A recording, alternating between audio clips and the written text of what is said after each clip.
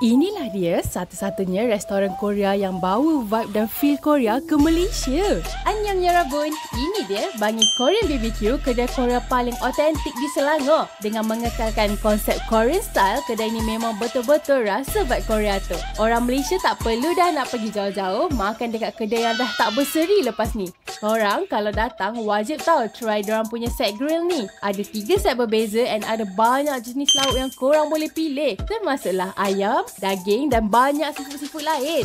Yang lagi best, set grill ni datang sekali tau dengan main dish yang menarik. Yang ni, sundubu jjigae spicy tofu stew. Rasa pedas-pedas masam.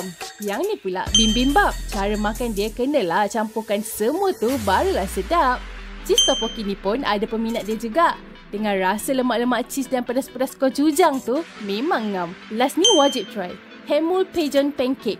Rasa manis-manis crunchy tu memang terbuai. Kalau nak add on pun ada banyak pilihan juga tau yang korang boleh pilih. Yang kita orang pilih ni Sabah Fish. Serius cakap, rasa ikan Sabah tu memang lemak-lemak. Rasa macam makan kat tepi Sungai Han.